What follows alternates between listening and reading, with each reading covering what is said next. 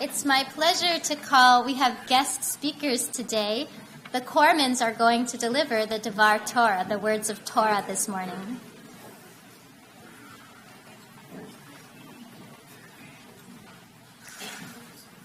Yes. Okay. Wait a minute.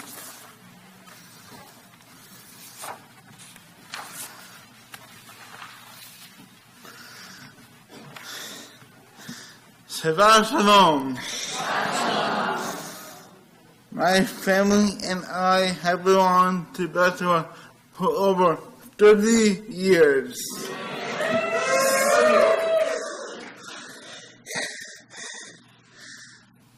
It is my spiritual home. When I was 13, I stood on this pillar for my bar mitzvah.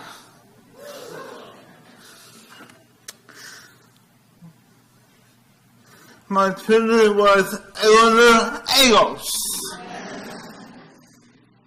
It was a great moment of my life. 24 years ago, a quarter of a century, not a half a century.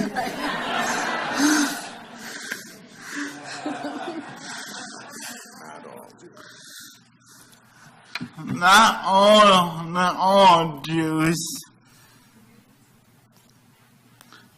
Not all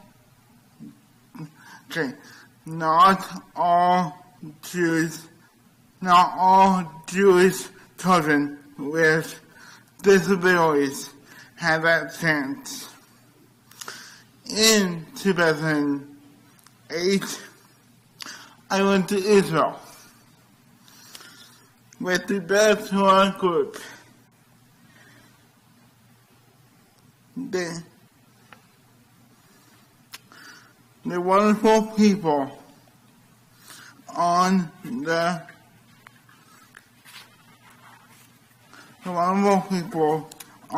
the trip made sure I was included.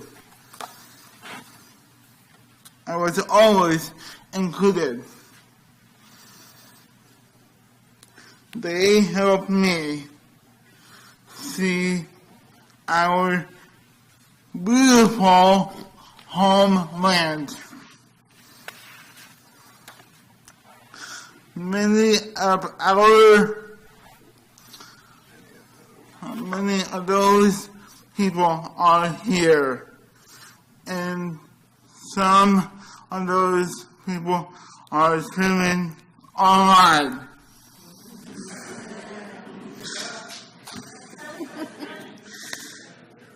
This Shabbat is to make sure that all Jews with special needs are included as I am. And I will turn over the floor to my mother.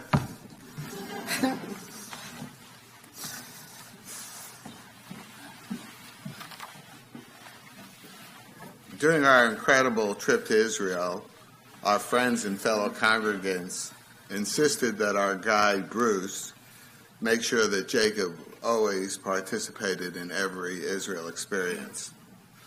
I only wish that this group was more insistent when our guide, Bruce, instructed the bus to leave without me while I was shopping in the Tel Aviv.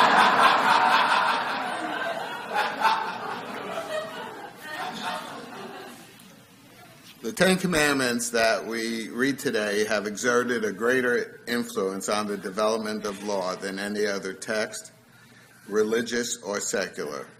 The Ten Commandments established the foundation of our moral and legal codes, and many sages believe it marks the beginning of the people of Israel. Yitro also provides us important lessons about inclusion and what is required for people to fully commit to beliefs and actions. Until Mount Sinai, God has dealt only with Moses on behalf of his people. At Mount Sinai, he turns to address them directly. The text says, Moses brought the people out of the camp to meet with God, and they stood under the mountain. And the Lord said to Moses, Behold, I am to you in the thickness of the cloud, in order that the people hear when I speak to you, and they will believe in you forever. God starts his talk to the people by reminding them about what he has done for them. You have seen what I did in Egypt and how I bore you on eagle's wings and brought you to myself.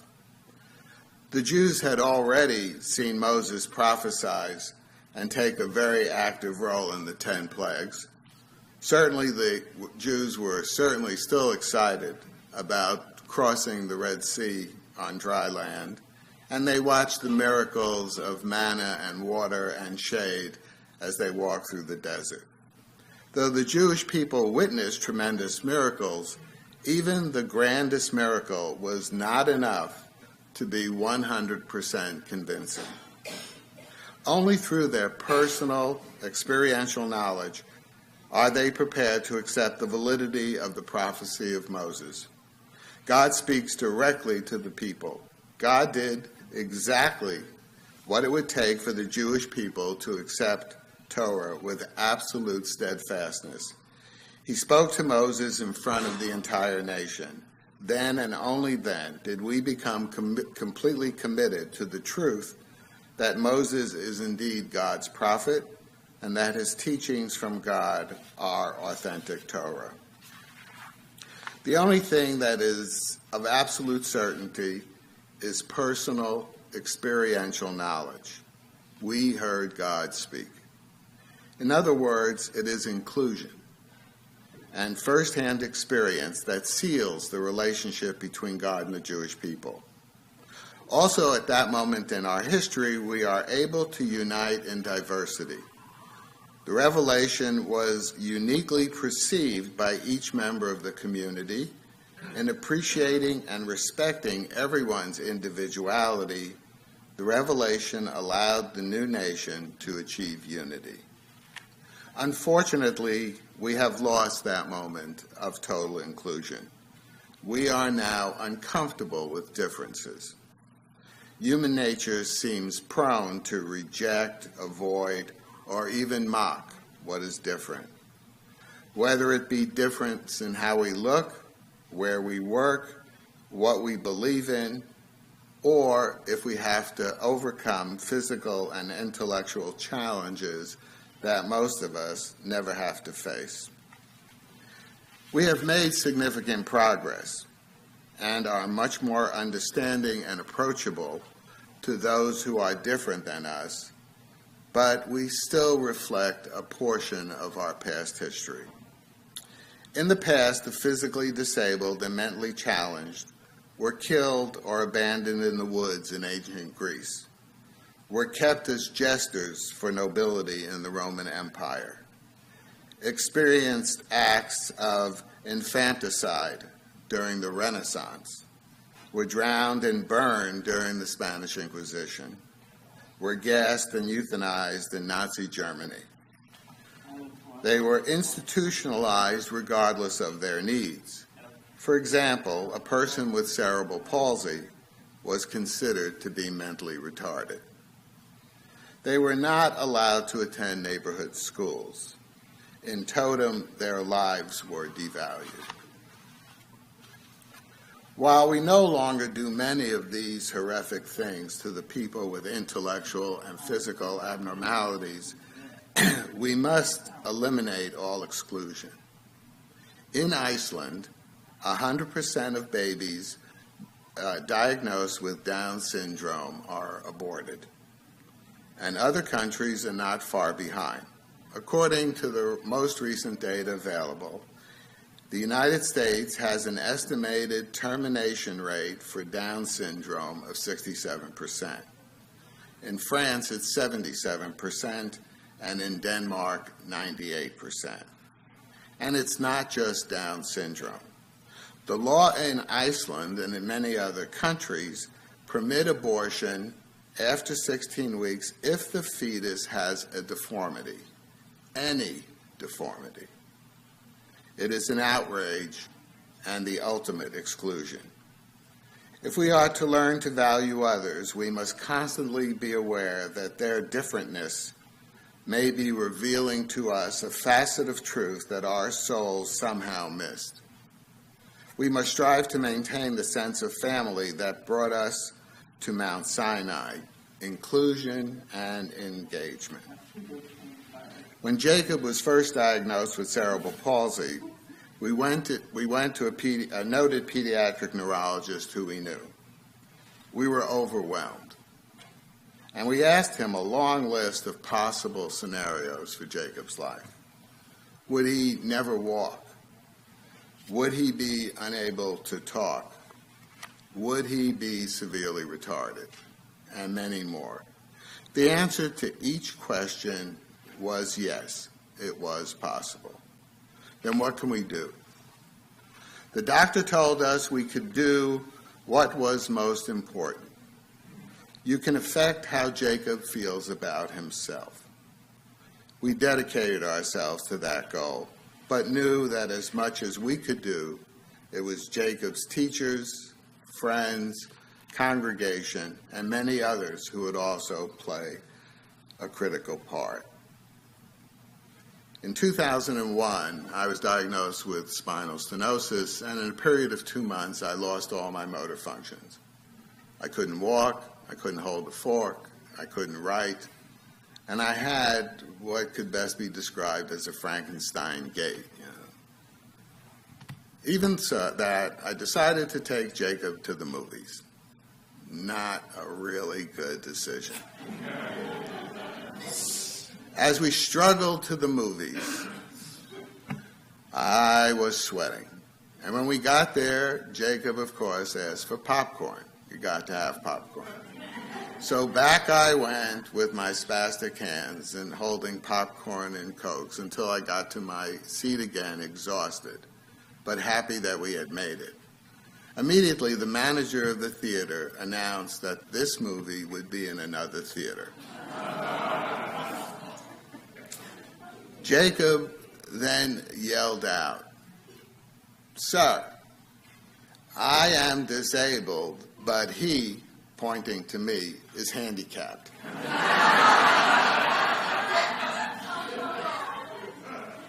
So when we talk about inclusion, I think the most important thing is we are describing feelings of self-worth, which is the greatest benefit of inclusion. In Yitro, the only thing that is of absolute certainty is firsthand experiential knowledge. We must continue to hear God speak to us.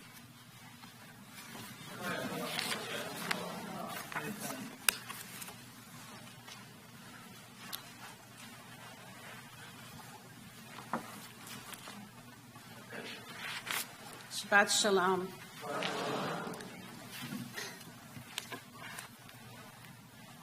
Jacob's early years were not spent on playgrounds, going on play dates. His days were spent in therapy, at doctor's offices. He was born with cerebral palsy. He was diagnosed when he was 8 months old. Shortly after he was born, we moved from Portland, Oregon to Coral Springs, Florida, and then we moved to Dallas in 1984. This was a distinct turning point for our family, especially for Jacob.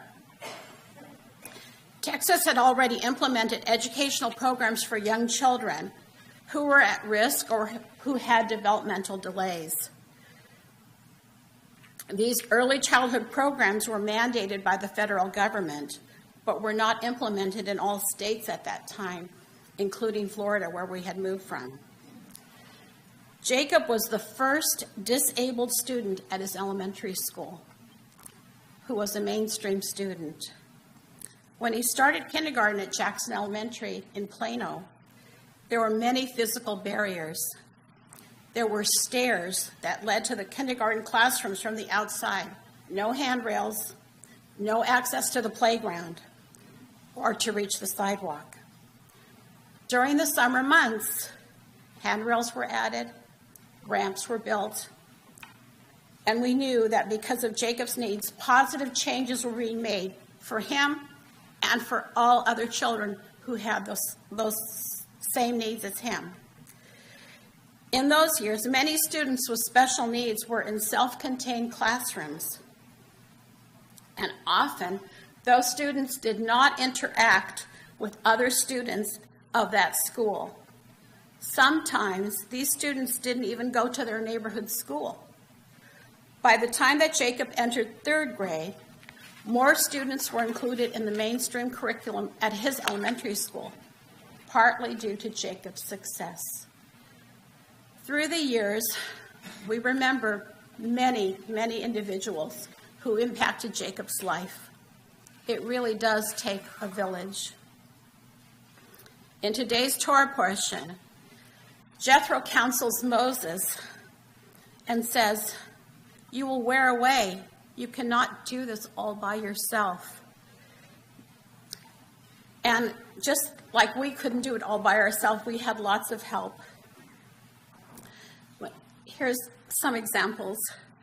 When Jacob was in kindergarten, one other mother was starting a Tiger Cubs group. Tiger Cubs precedes Cub Scouts.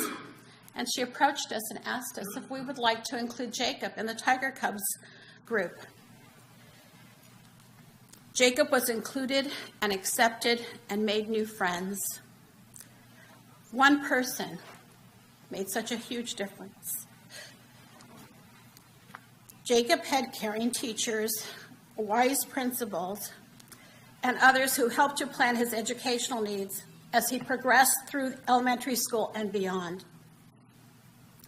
We wanted Jacob to have a Jewish education. We called the area synagogues at that time, this was mid-80s, 1980s, and we were told that there were no programs in place for children with special needs. We asked if Jacob could fit into their existing programs, and we were met with disappointment time and time again. It was here at Beth Torah that Jacob was welcomed to the Learning Center. As Jacob indicated earlier, he had his bar mitzvah on this very bima, with the dedicated tutoring of God and guidance of Eleanor Adels, who was a perfect match to help Jacob. Jacob grew up understanding technology. In fact, he's a computer whiz.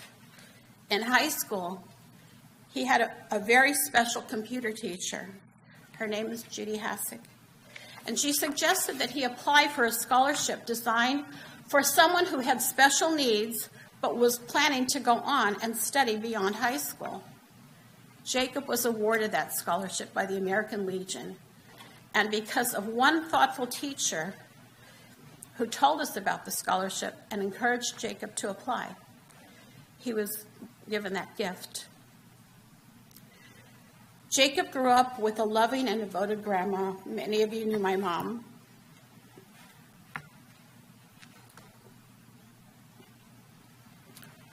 She loved Jacob like a son. She was instrumental in all of Jacob's achievements and supported him and us her entire life. Jacob also has a devoted brother, Jeremy, who lives in California now, who has done so many wonderful things for Jacob and has taught other people to be respectful of him, Jacob's peers. And Vanita, I'm glad you're here because Vanita's son, Grant, got to know Jacob and through Jeremy and always showed Jacob respect. Jacob has had the support of his neighbors, his community, and our congregation. When we traveled with the Beth Torah group on a congregational trip in 2008, we were overwhelmed with the support of our friends. There were daily acts of kindness that were bestowed on us, especially our son Jacob. Our friend Brad, who's here, quickly realized that Jacob was challenged getting on and off the bus. Brad would get off the bus, get back on the bus, and help us every single time so that Jacob was safe.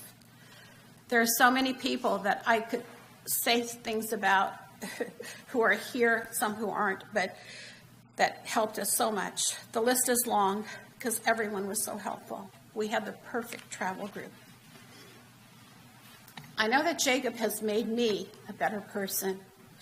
He's taught me valuable lessons about patience, about compassion. I've often told friends of mine that Jacob acts as a filter. He's introduced us to the best people who are our heroes in everyday life, like our friend Mitchell. We'd like to thank Celine and the Inclusion Committee, as well as Rabbi Zeleny, for their commitment to the concept of inclusion and raising awareness about disabilities. You've made a big impact here. Thank you so much.